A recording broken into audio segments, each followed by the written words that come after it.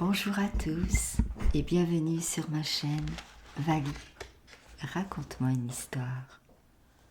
Je poursuis avec les contes d'hiver de Karen Blixen. Le poisson. Très belle écoute à tous. Une petite étoile brillait dans le ciel pâle de la nuit d'été. On l'apercevait de la fenêtre pratiquée dans l'épaisseur de la muraille. L'éclat paisible de cette étoile troublait le roi et le sommeil le fuyait. Les rossignols qui toutes les nuits emplissaient les bois de leur assourdissant chant d'amour se taisaient pendant quelques heures aux environs de minuit. Le silence régnait partout. Mais les bocages autour du château répandaient à travers la fenêtre ouverte un frais parfum de feuillage mouillé, apportant l'atmosphère du monde forestier jusque dans l'alcôve du roi. L'esprit du souverain vagabondait sans obstacle et sans but dans le paysage enchanté. Le roi voyait le cerf et le daim couchés paisiblement sous les grands arbres, et par la pensée, il s'approchait d'eux sans le moindre désir de les tuer.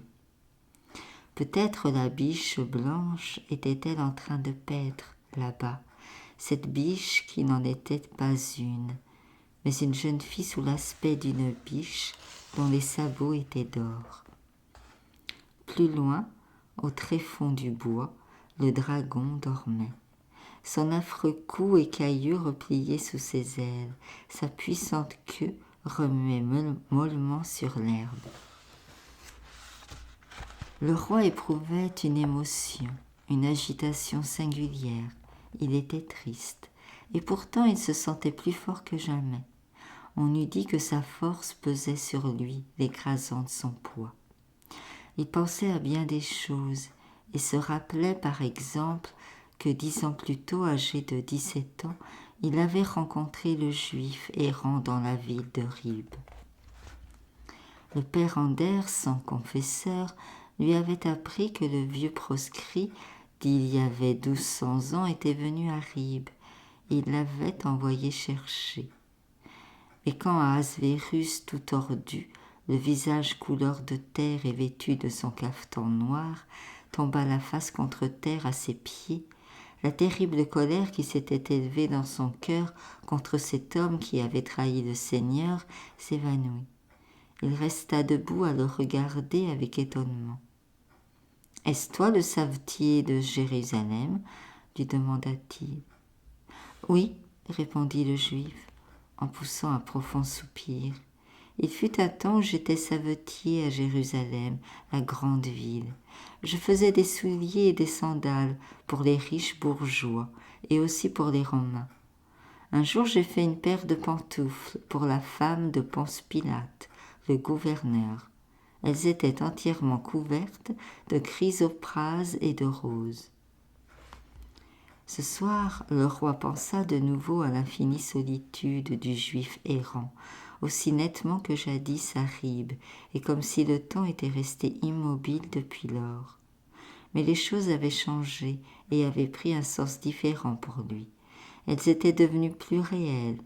Il était lui-même Ahasverus. Combien d'êtres humains étaient morts dans son entourage depuis lors? De vaillants chevaliers étaient tombés au cours des combats. De joyeux compagnons de sa jeunesse avaient disparu, ainsi que de gracieuses dames. Tous s'étaient évanouis comme les sons légers que l'on tire d'un luth. Il songea au fou du vieux roi, dont le bonnet était garni de grelots et qui sautait si gaiement sur la table en singeant les grands seigneurs de la cour. Maintenant, il y avait bien des années qu'il était mort, et pendant des années aussi, le roi n'avait plus pensé à lui. Il avait souvent rencontré le regard du cerf pour chasser, en enfonçant son couteau et en le retournant dans le cœur de la bête. Des larmes coulaient de ses yeux limpides. Mais le roi ne se représentait pas qu'il pût mourir lui-même. Au dehors, une brise légère faisait frissonner les herbes et les branches feuillues. Les tapisseries pendues au mur près de la fenêtre se balancèrent doucement. L'obscurité empêchait le roi de distinguer les personnages et les animaux représentés, mais il savait qu'ils bougeaient faiblement, comme si leur procession avançait le long du mur. Les pensées du roi prirent une autre direction, mais ne se contentèrent d'aucune image. Il se rappela le ravissement qui emplissait son cœur au jour d'autrefois, à la seule idée de la chasse, de la danse, des tournois, de la guerre ou de rencontres avec ses amis et des femmes. Le passé défilait lentement dans sa mémoire. Mais à présent, où trouverait-il le vin qu'il boirait pour être heureux ? Pas un seul être humain n'avait le pouvoir de le verser dans sa coupe. Il était aussi seul dans son royaume du Danemark que dans son sommeil et dans ses rêves. Le roi venait de livrer un long et dur combat contre ses puissants vassaux, et il s'était réjoui de leur humiliation. Sa victoire n'avait pas été un de ces ravissements qui laissent sur la langue un goût de miel, mais de toute façon, le jeu, pour lui, valut la peine d'être joué. Aujourd'hui, abandonné à la silencieuse et fraîche étreinte de la nuit, et en présence de l'étoile d'argent, il ne voyait plus dans l'épreuve de force avec ces hommes liges qu'un hasard pareil aux jeux et aux querelles d'enfants. La puissance qui jaillissait du plus profond de son être réclamait des entreprises plus importantes, une tâche d'une plus haute valeur. Il pensa aux femmes de sa cour, dames au cou de cygne, qui dansaient dans les salles de son château. Il aimait les voir danser, les entendre chanter. Et il y eut un temps où il prenait plaisir à jouir de leurs beaux corps, quand il les serrait, nus, dans ses bras, mais cette nuit cependant, il n'éprouvait nul désir de coucher avec aucune d'elles. Le roi se désolait de ne pouvoir accorder aucune satisfaction à son âme. Une brûlante passion pour sa propre âme l'avait embrasé dès sa jeunesse. Il revivait par le souvenir les nuits de printemps de jadis. Cette passion n'était alors que désir nostalgique d'adolescent.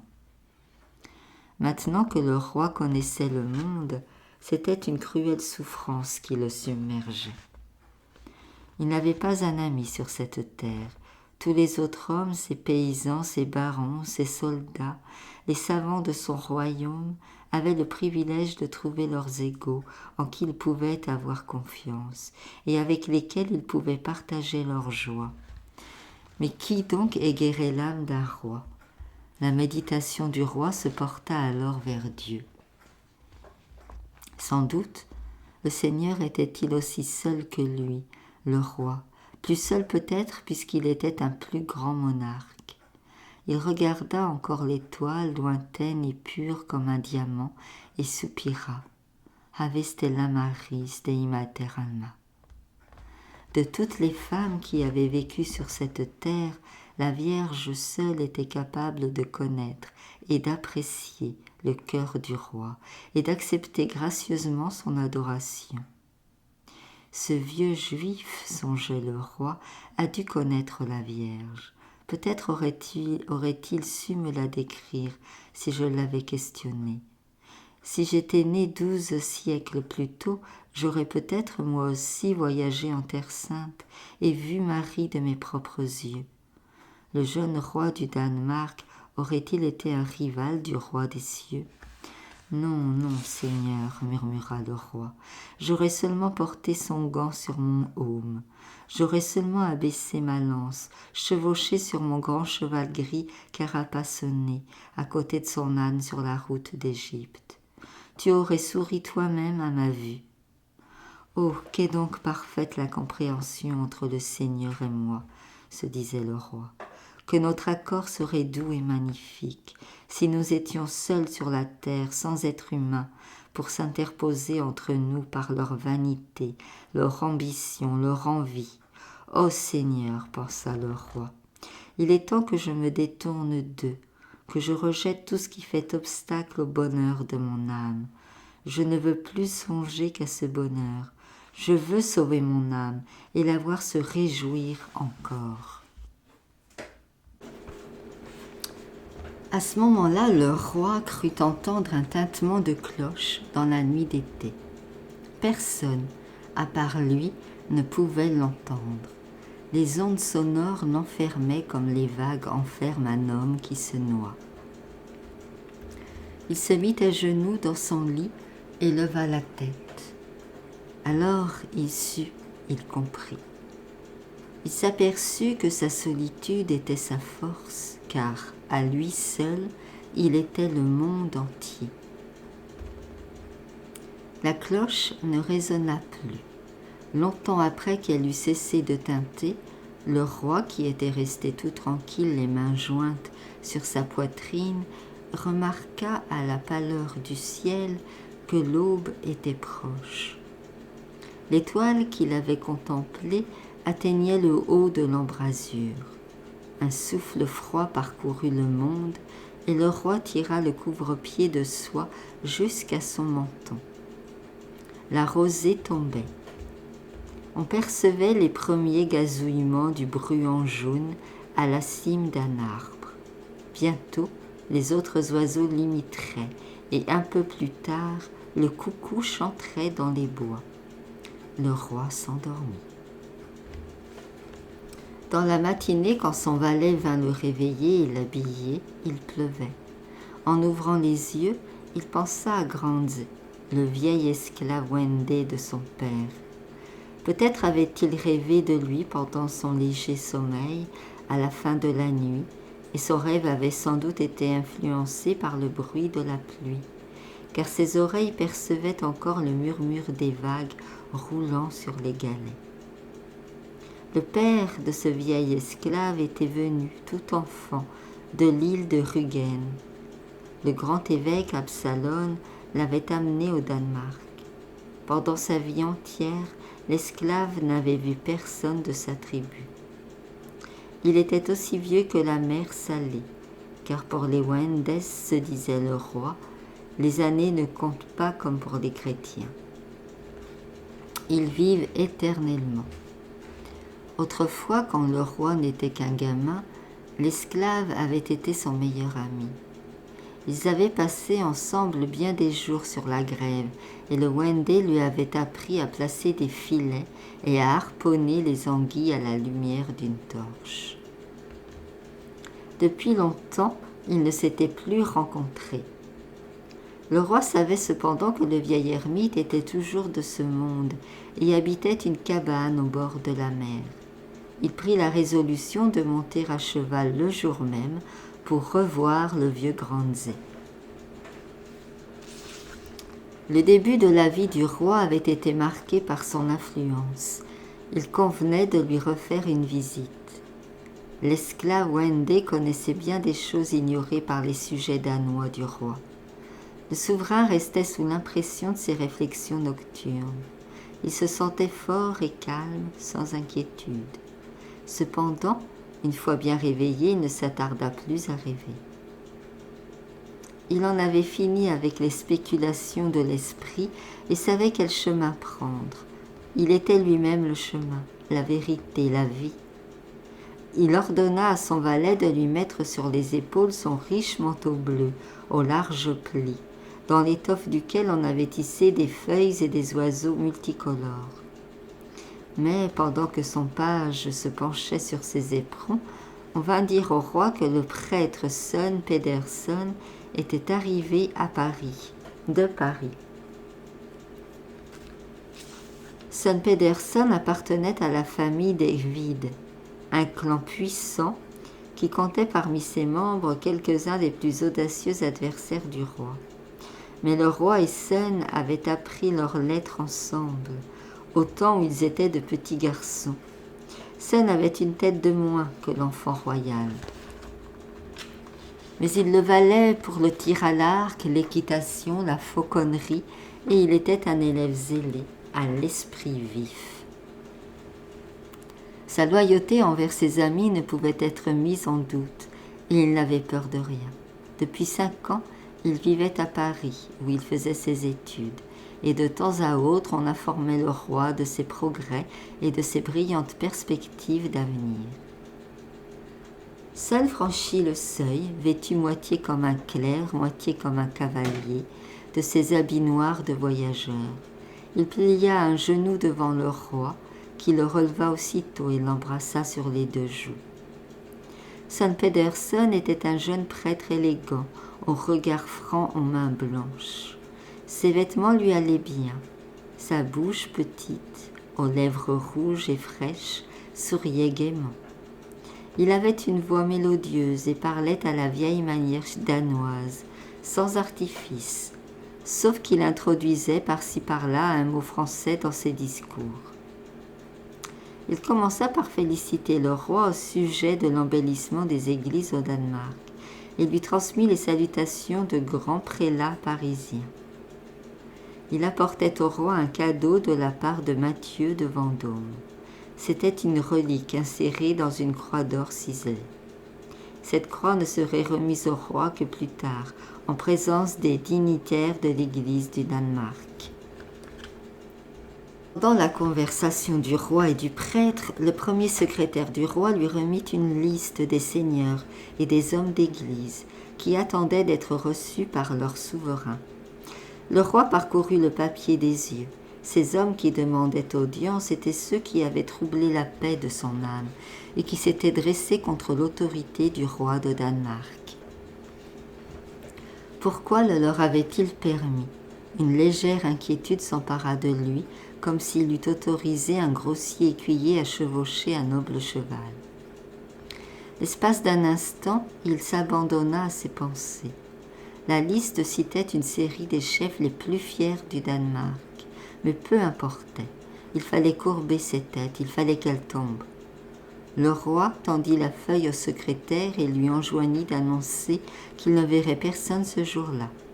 Il allait monter à cheval pour une course lointaine. Sur ces entrefaites, la reine envoya son chambellan dire au roi qu'elle était très inquiète parce que son petit chien favori était malade. Elle demandait au roi de venir l'examiner. Le roi répondit qu'il viendrait le lendemain. Il dit à Sun de l'accompagner. Sun, qui avait connu Grandsé au temps jadis, sourit à ce souvenir. Le roi sourit aussi. Il se disait que leurs souvenirs communs étaient tous brillants, comme illuminés par une vie clarté. Ceux qui se rapportaient à l'esclave Wendé appartenaient à une époque plus ancienne, alors qu'il passait à peine conscience de sa propre personne et du monde.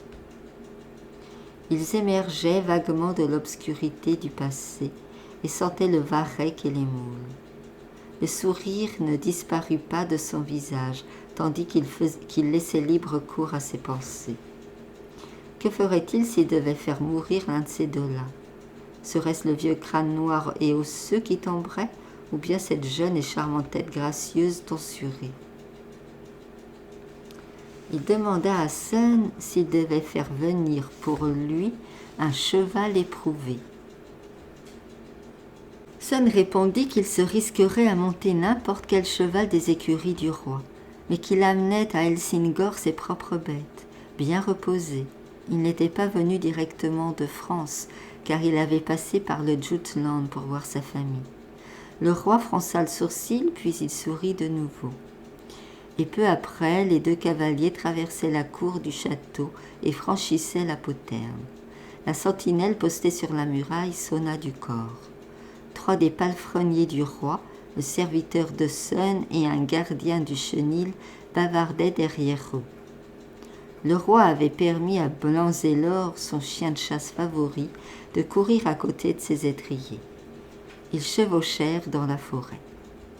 Les bourgeons, éclatés depuis peu, avaient fait place à une jeune verdure encore soyeuse et douce, plus semblable à des pétales de fleurs qu'à des feuilles.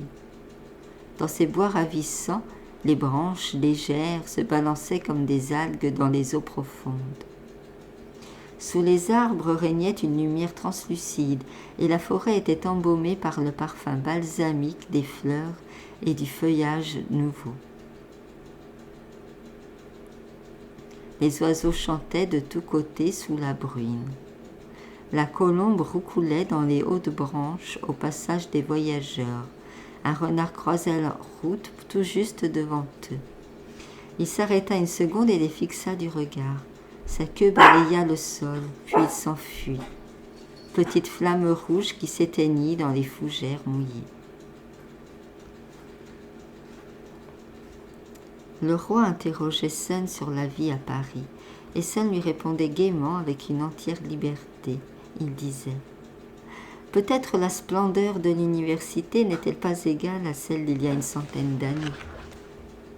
Au temps d'Abélard ou de Pierre de Lombardie, mais leur esprit la dirige toujours et lui prête un grand rayonnement. Tu ne peux, ô roi, avant d'avoir été à Paris, savoir ce que c'est que cheminer à la clarté des sciences et des arts. La dépendance de l'université de Paris a d'ailleurs été confirmée par la bulle du pape, Parens Scientiarum.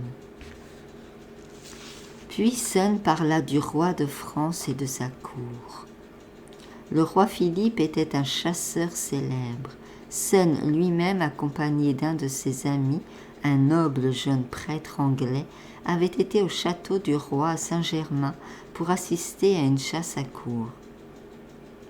Il décrivit en détail la poursuite, les chevaux, la meute, et il ajouta « Les nobles dames françaises sont aussi intrépides en selle que les hommes. » Le roi l'interrompit. « Qu'y a-t-il de vrai dans ce que l'on dit du charme de ces femmes françaises ?» Sun répondit. Pour autant qu'un ecclésiastique peut en juger, elles sont en effet exquises, pieuses, accomplies, suaves comme des mélodies, aussi bien dans leur langage que dans leur manière. Mais celle qui brille plus que toutes, c'est la jeune reine Marie de Brabant. Elle exerce une grande influence sur le roi, son époux, et elle est sur le point, comme chacun l'espérait, de briser le pouvoir scandaleux de Pierre Labrosse, que le roi comblait de biens et d'honneur. Pierre le payait mal d'une faveur aussi exceptionnelle, car on prétend qu'il a tenté d'empoisonner le jeune prince Louis, fils aîné du roi. Voilà bien la manière d'agir de ce monde, dit le roi. La loyauté envers le roi est chose rare, si tant est qu'elle existe. Sun répondit. C'est vrai, monseigneur. À quel loyau service peut s'attendre le roi de France, aussi longtemps qu'il favorisera un cerf, le fils du barbier de son père, plus que ses vassaux de haute naissance. Sun reprit sa description d'une église de Paris, la Sainte-Chapelle, édifiée par le roi Louis. Elle était sainte et glorieuse en vérité comme le paradis lui-même. Tout en parlant brusquement, Sun fut saisi d'une grande tristesse. Interrompant son récit, il chevaucha en silence. Il avait reçu à plusieurs reprises dans ses rêves cette verte forêt de Chilande, plus ravissante à ses yeux que toutes les cathédrales de France. Aujourd'hui, cependant qu'il la parcourait une fois encore à cheval, son cœur s'emplissait de regrets. Il avait la nostalgie de Paris et de quelque chose qui ne se trouvait pas ici, et il répéta « Comme le paradis. » « Dis-moi, Sun, fit le roi, si c'est par la volonté du Seigneur que l'humanité ne peut trouver le bonheur et est condamnée à désirer ce qu'elle ne possède pas et qui peut-être n'existe nulle part, si les animaux et les oiseaux se trouvent bien sur cette terre, ne peut-elle satisfaire les êtres humains que Dieu y a placés? Les paysans qui se plaignent de la dureté de leur sort, les grands seigneurs qui ne sont jamais rassasiés de bien, les jeunes prêtres qui soupirent après le paradis dans les forêts vertes, l'homme, ou du moins un homme, encore tous, ne devrait-il pas comme tout être en plein accord avec le Seigneur pour pouvoir dire « J'ai trouvé la solution de l'énigme de ce monde, j'ai fait mienne cette terre et je suis heureux. » « Seigneur, dit Sun, et tout en parlant, il caressait le col de son cheval. C'est bien là la plainte éternelle de l'humanité. Depuis des millions d'années, l'homme crie à Dieu. Tu as créé la terre, ô Dieu, et tu as créé l'homme, Mais tu ignores ce que c'est d'être l'un de nous. Nous sommes incapables d'accorder les conditions de cette terre avec les désirs de nos cœurs, que tu as toi-même placés dans nos poitrines. Nous ne trouvons ici ni la paix, ni la justice, ni le bonheur auquel nous aspirons. Nous ne pouvons supporter davantage ce schisme constant. Fais-nous connaître enfin le plan que tu as formé pour le monde et pour nous, et donne-nous la solution de l'énigme de notre vie. Le Seigneur a entendu leurs cris, il a réfléchi à leurs plaintes, et il a demandé aux bons anges qu'ils envoient partout d'étudier le sort des hommes. Est-il vrai que mon peuple mène aussi dure vie sur la terre qu'il le prétend ? Les anges répondirent. En effet, le sort de l'homme sur la terre est dur. Le Seigneur pensa. Il est dangereux de se fier aux déclarations de ses serviteurs, mais j'ai pitié des hommes et je vais descendre sur la terre pour examiner leur situation moi-même. Et Dieu prit la forme et la ressemblance d'un homme et descendit sur la terre. Les bons anges s'en réjouirent et se dirent les uns aux autres, « Voyez, le Seigneur a eu pitié de moi. Il va enfin montrer à ces pauvres mortels ignorants et borner la voie de la prospérité et du bonheur. Ils vivront en harmonie avec la terre comme nous avec le ciel. À présent, en descendant sur la terre, nous n'y verrons plus de l'âme, plus de larmes. 33 passèrent, 33 ans, qui pour les habitants du paradis sont pareils à une heure. Puis le Seigneur remonta sur son trône et appela ses anges à se réunir autour de lui. Ils arrivèrent de tous côtés, à tire-d'aile, avides de nouvelles de la terre. Le Seigneur paraissait plus jeune que jamais. Il resplendissait de majesté. Lorsqu'il leva la main pour prendre la parole, les anges virent qu'elle était percée. Le Seigneur dit, « Je reviens de la terre, mes anges, et je connais maintenant la condition et le caractère de l'homme. Personne ne les connaît mieux que moi. J'avais eu pitié de l'homme, et je m'étais décidé à lui venir en aide. Je n'ai point eu de repos que je n'ai exécuté ma promesse. Aujourd'hui, j'ai réconcilié le cœur de l'homme avec les conditions de la vie terrestre. J'ai indiqué à cette pauvre créature bornée le moyen de se faire injurier, persécuter, couvrir de crachats, battre des verges. Je lui ai appris comment il se fera crucifier. Je lui ai apporté la solution de son énigme qu'il me suppliait de lui donner. Je lui ai livré le secret de son salut. » Au début, le roi n'avait pas écouté les paroles de Sun. Il chevauchait absorbé par ses propres pensées. Mais à mesure que Sun avançait dans son récit, le souverain y prêta une oreille plus attentive, et il riait en lui-même. Ce n'est pas en vain, se disait-il, que Sun est allé voir ses parents, les grands vassaux de Melrop et de Hald. Le petit théologien, camarade d'école du roi de Danemark, voulait lui prouver que l'humilité est une vertu divine. Telles sont les manières de nos amis. Ils chevauchent à nos côtés, mais ils nourrissent leurs propres desseins au fond de leur cœur. Pourtant, la voix de Sun, suavement modulée, mesurée et pleine de douceur, résonnait agréablement aux oreilles du roi. Il pensa. Je ne lui ferai point de mal, au contraire. Je ne le renverrai pas à Paris, mais le garderai près de moi, pour qu'il continue à me raconter des histoires que nul autre que lui ne me raconte. Je garderai près de moi à la fois Sun et Granz, et tous deux resteront à mon service. Pourtant, quand Sun se tut, le roi dit d'un air pensif, « À mon avis, le Seigneur a pris les choses un peu à la légère. Il n'a pas essayé de connaître suffisamment la condition humaine. Pourquoi a-t-il vécu seulement avec des charpentiers et des pêcheurs? Du moment qu'il était descendu sur notre terre, il aurait dû essayer de connaître la condition d'un grand seigneur, et pourquoi pas d'un roi. On ne peut pas dire qu'il a une parfaite connaissance de la terre tant qu'il n'aura pas monté un cheval. Il est possible d'ailleurs qu'il ait oublié qu'il a créé le cheval, le cerf, le fer, la musique, la soie. La forêt se raréfiait peu à peu autour des deux cavaliers. Aux chênes et aux érables succédèrent les maigres bouleaux tordus par le vent. Par-ci, par-là, la bruyère apparaissait dans les clairières, et la route finit par ne plus être qu'un sentier sablonneux. La pluie avait cessé. Le roi et Sun atteignirent la lisière du bois et traversèrent au petit galop une région herbeuse, parsemée de quelques aubépines noueuses. Deux corbeaux se promenaient gravement sur l'herbe courte. Ils s'envolèrent à l'approche des cavaliers. Plus loin, ceux-ci franchirent une rangée de collines basses et se trouvèrent en face de la mer libre. Le roi arrêta son cheval et contempla le large. Le vent marin, saturé de l'odeur des algues, lui souffla au visage.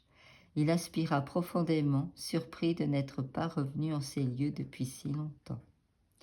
Pendant quelques minutes, il ne pensa plus qu'à la mer.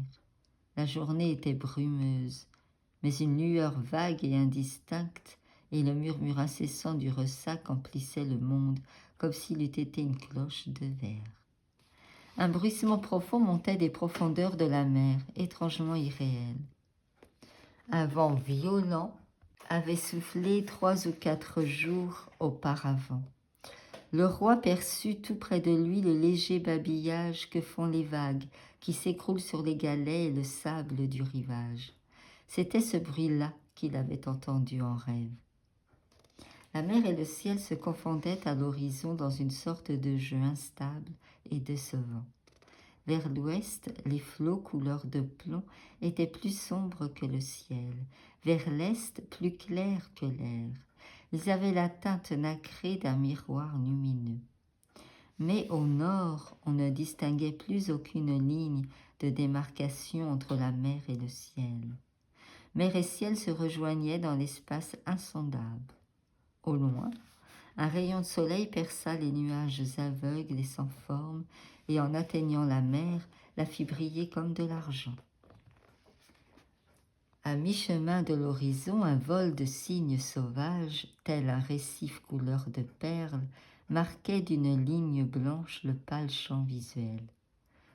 L'un des serviteurs du roi avait été chargé de repérer la cabane du cerf, mais cette cabane était petite et d'une teinte semblable à celle de la grève.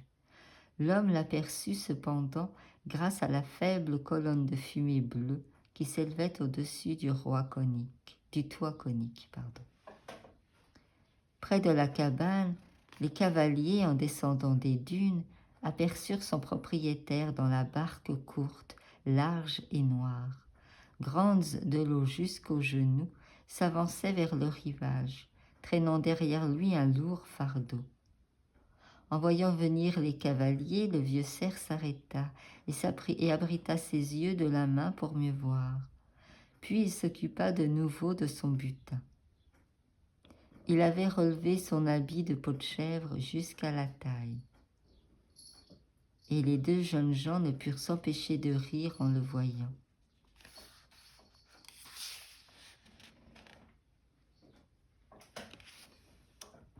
Tant sa nudité noire et tordue avait peu le caractère humain.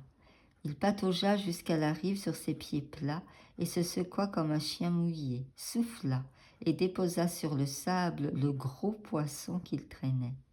Puis il fit retomber son sarrau jusqu'aux chevilles et tout ébouriffé, il attendit les voyageurs. Quand ils furent tout près de lui, le cheval de Sun fit un bond et devança celui du roi. Grands ne regarda pas le souverain. Il posa la main sur le pied de Sun et dit « Est-ce bien toi qui viens ici, Sun, le parent d'Absalom? Je te croyais mort. »« Non, je ne suis pas encore tout à fait mort, grâce à Dieu, » répondit en souriant Sun qui caressait son cheval pour le calmer. Grande le regarda. « Tu as bien failli mourir cependant il y a 9 lunes. »« C'est vrai, » dit Sun gravement. Après un court silence, Grande parut rire sous cape et dit « Une femme t'a préparé un bon plat et l'a assaisonné avec de la mort au rat. Peut-être a-t-elle pris le petit Sun pour un rat. Si les rats consentaient à vivre dans les trous que Dieu a fait pour eux, les gens ne leur pardonneraient pas. » Sun avait pâli. Il restait à cheval sans dire un mot. Le roi fit avancer son cheval vers le vieux cerf. On voyait briller l'or de ses vêtements, de la garde de son épée et de son tapis de sel. Il demanda à Granz. « Ne me reconnais-tu pas, Granz, fils de Gnemer ?»« Bien sûr que je te reconnais, prince Éric, » répondit le Wendé d'un ton solennel, « bien que tu sois plus pâle que tu ne l'étais la dernière fois que je t'ai vu. Je t'ai déjà reconnu quand tu étais au sommet de la colline. » Granzé regarda le roi droit dans les yeux pendant un long moment. Puis il s'écria « Salut mon maître, sois le bienvenu chez le bon et fidèle cerf de ton père, que tu honores de ta visite. Viens boire un coup avec Granzé. Je t'offrirai la même bonne bière que tu as bu ici la dernière fois que tu es venu, et même une bière meilleure. J'ai attrapé un gros poisson ce matin de bonne heure, et je le ferai frire pour toi. Je fais sécher le poisson à la fumée dans ma cabane, mais pour toi j'allumerai un feu au dehors sur des galets. Assieds-toi et prends une fois de plus un repas avec Granzé. » Il se précipita dans la cabane et en revint portant sur l'épaule une outre noire en peau de bouc. La chienne alla renifler ses mollets. « Rappelle ton chien !» cria-t-il en sautant d'un pied sur l'autre. « Elle est belle et très vigoureuse, et certainement elle t'est fort utile pour la chasse aux cerfs. Mais les chiens des grands n'aiment jamais le petit peuple, et surtout pas les cerfs. » Il éleva l'outre jusqu'aux lèvres du roi, qui était resté assis sur son cheval. « Bois, dit-il. » Le roi avait oublié le goût de la bière. Il y avait bien longtemps qu'il en avait bu dans la cabane de Wendé. Mais ce goût lui rappela aussitôt que jadis, Granz, sous l'effet de la boisson, dansait et faisait des discours incohérents. La bière lui brûlait la langue, mais une agréable sensation de bien-être parcourut ses veines. Granz tendit l'outre à Sun, puis la tête renversée, il but lui-même à la gargoulette et vida l'outre. « À présent, nous sommes amis, dit-il. Nos rêves et nos projets pourront différer, mais l'eau que nous produisons sera pareille. » Le roi avait une intention de questionner Granz sur ce qui se passerait dans l'avenir, mais il jugea que ce n'était pas nécessaire. Il devinait que Granz et lui-même étaient de la même famille, bien plus que n'importe quel autre homme au Danemark. Le cerf, qui avait été arraché à son foyer et n'avait jamais vu aucun des siens, et le roi dont nul n'était l'égal autour de lui, était plus isolé que les autres, mais plus sage aussi. Les puissances secrètes du monde les reconnaissaient et leur obéissaient. « Tu es un homme puissant, Granzé, dit le roi. Aussi loin que s'étend ta vue, le monde est à toi. À ta façon, tu vaux autant que les anciens ermites qui se retiraient au désert et restaient debout sur une colonne pour magnifier le Seigneur. La seule différence, c'est que tu ne sers pas Dieu, mais l'idole de bois noircie dans ta cabane, dont je me souviens bien. »«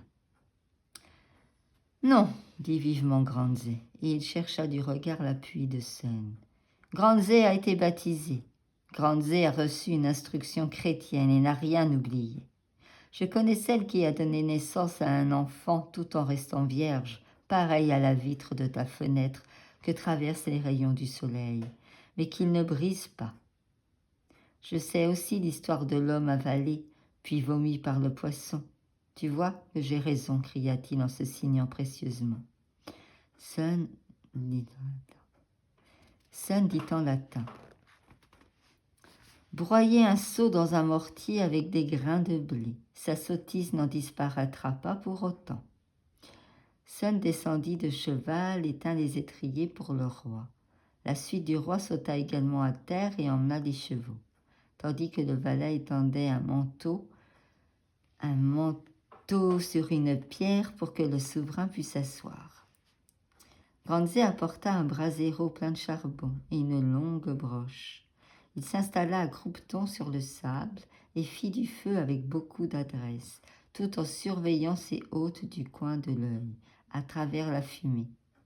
Son travail fait, il leur tendit un morceau de tourbe dur, noir et gluant. Il dit : « Ce morceau de tourbe était un arbre enraciné dans la terre, avant qu'il existât une poule pour pondre un œuf dans ton royaume. » « Il doit y avoir longtemps de cela, opina le roi. Je ne me rappelle pas cet arbre. » Grandsé l'interromput. « Je ne me le rappellerai pas non plus si j'étais toi, mais il en va différemment chez nous autres, Wandé. Notre mémoire conserve le souvenir de ce qui est arrivé au père de notre père et à ces vieillards qui étaient des adultes quand il était encore sa mère. Et nous le rappelons chaque fois que nous le voulons. Toi aussi tu as dans le sang les peurs et les convoitises de tes pères, mais tu n'as pas leur savoir. Ils ignoraient comment le transmettre à l'enfant qu'ils procréaient. C'est pourquoi chez vous, chaque homme doit tout recommencer depuis le début, comme une souris qui vient de naître, et se meut à tâtons dans les ténèbres. En ces jours d'autrefois, poursuivit Grandsé, bien des choses étaient vivantes, qui maintenant sont sans vie. Les vieux troncs d'arbres moussus et pourris dans la forêt et les marécages parlaient. Je ne les ai pas entendus parler moi-même, mais j'en ai entendu un qui ronflait dans son sommeil, comme je passais près de lui sur l'étroit sentier par une nuit d'hiver. Les nuits de pleine lune, les grosses pierres du fond de la mer arrivaient sur le rivage, luisantes d'humidité et couvertes d'algues et de moules. Elles s'entraînaient à des courses de vitesse et s'accouplaient sur la côte. Les hommes étaient obligés d'abattre les arbres des grandes forêts pour avoir des terres de labour. Par ma foi, c'était un dur travail. Mes deux mains que voici ne l'ont pas fait. Et pourtant, c'est lui qui les a rendues noueuses. Mon esprit n'en serait-il pas resté noueux, lui aussi ? Les bûcherons s'abritaient entre les racines d'un grand pin. Et quand ils étaient très fatigués, ils se recroquevillaient près de leur petit feu jusqu'à ce que ne plus dépasser la taille d'une guêpe.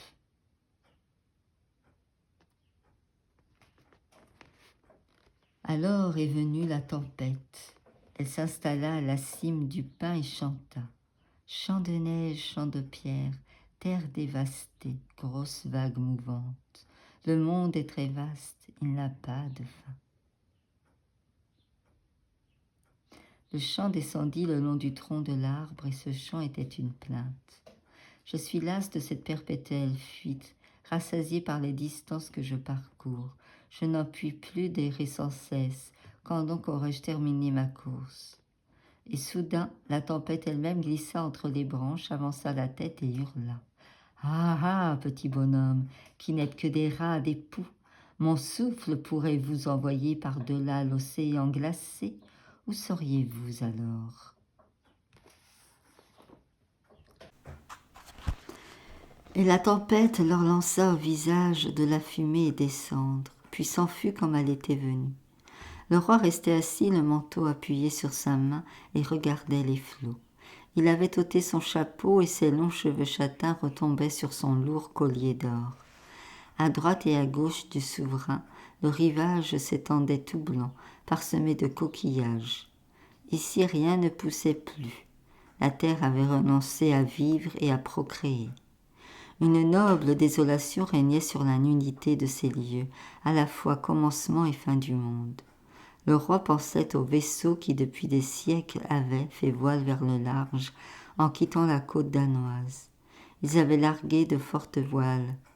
Des épées et des lances avaient brillé à bord. Le roi Canute était parti du Danemark pour l'Angleterre et Valdemar pour l'Estonie. L'évêque Absalon avait lancé ses bateaux à la poursuite des pirates Wandès. Ses routes marines menaient vers les grandes batailles et les brillantes conquêtes. mais elles avaient fini leur temps. Les ancêtres royaux du roi Éric étaient morts et même oubliés. Il ne restait plus qu'un chant guerrier que murmuraient les vagues. Course éternelle, tu es toi-même l'infini. Le paradis dont parlait Sun commençait peut-être par là-bas où le ciel et la mer se rencontraient. Le visage de Granz avait passé au rouge brique dont il avait bu. Il dit au roi : « Je vais te dire maintenant pourquoi j'avais peur de parler quand je t'ai aperçu. Quand tu as traversé les collines, un cercle lumineux brillait autour de ta tête, pareil aux auréoles des saints sur les tableaux. Comment as-tu obtenu cette auréole ? » À présent, le feu brûlait très clair. Grant se leva et tira à lui le grand poisson. Enfonçant ses doigts épais dans les ouïes, il le souleva et le tint droit devant lui. Le poisson avait presque la taille du corps rabougri de l'homme. « C'est un poisson pour un grand seigneur, dit Grant. Il est fait pour ceux dont la tête s'entoure d'un anneau lumineux. Il a fait un long trajet à la nage pour te voir. » Le Wand prit son couteau, l'essuya à son vêtement et après avoir couché le poisson sur le sable, il le fendit et plongea la main pour retirer les entrailles. Sun dit au roi : « Regarde, mon seigneur, en vérité, ce Wand n'a pas oublié les habitudes de ses ancêtres. C'est ainsi, je crois, que les prêtres de Swatewit accomplissaient leurs sacrifices humains, et Grant est heureux de les imiter. » Il ajouta : « C'est bien curieux de penser aux êtres humains et à ce qui les enchante en ce monde. La nourriture a cet effet sur les pauvres, ainsi que le vin. Le sang plaît aux hommes pendant la chasse et les combats, la vue de leurs enfants les réjouit, et la danse est un bonheur pour les femmes. » La voix de Sun sur ce rivage exposé au vent n'était pas aussi doucement modulée que dans la chambre du roi. On y percevait une note à la fois aiguë et tremblante, comme dans la voix qui mue d'un jeune garçon. Granz, rendu hardi par ses fréquentes rasades, riait d'un air sarcastique derrière le dos du prêtre. Tout à coup, il cessa de préparer le poisson et de rire. Son visage exprimait la stupéfaction. Il éleva la main droite et considéra son contenu, puis il cracha dessus, le frotta contre ses vêtements et le contempla encore avec attention. « Oh !» cria-t-il d'une voix de stentor, « ce poisson transporte dans son ventre un cadeau pour toi. Je t'apporte un anneau venu des profondeurs de la mer. » Grant est donc un habile pêcheur, n'est-il pas vrai ? Et le vieux cerf cracha de rechef sur ses doigts et les essuya gravement à son sarrau de peau de chèvre. Sun courut à lui et lui arracha l'anneau des mains. S'agenouillant devant le roi, il le lui tendit. « Gloire à toi, roi du Danemark !» cria-t-il. « Les éléments eux-mêmes te font allégeance. Ils t'apportent leurs trésors, comme ils ont fait pour le roi Polycrate. » Le roi ôta son gant brodé et permit à Sun de lui passer l'anneau au doigt. « J'ai oublié ce que j'ai appris du temps où nous allions à l'école, dit-il. Quelle est l'histoire du roi Polycrate ? » Polycrate, dit Sun, était roi de Samos et bien connu pour son heureuse fortune. Quand il proposa une alliance au roi Amadis d'Égypte, celui-ci, inquiet de la chance constante de Polycrate, posa comme condition le renoncement du roi de Samos à l'un de ses trésors. Polycrate jeta à la mer une chevalière, le plus beau de ses bijoux. Mais le lendemain, on lui fit cadeau d'un gros poisson, et l'anneau était dans le ventre du poisson. Quand la nouvelle en parvint à Amadis, il déclina l'alliance avec Polycrate. « Et puis, qu'est-il arrivé au roi Polycrate ?» interrogea le roi. Quelque temps après, Polycrate se rendit chez Oronte, le gouverneur de Magnésie. La fille du monarque, avertie par un songe, supplia son père de renoncer à ce voyage, mais il ne l'écouta pas. « Et alors ?» dit le roi.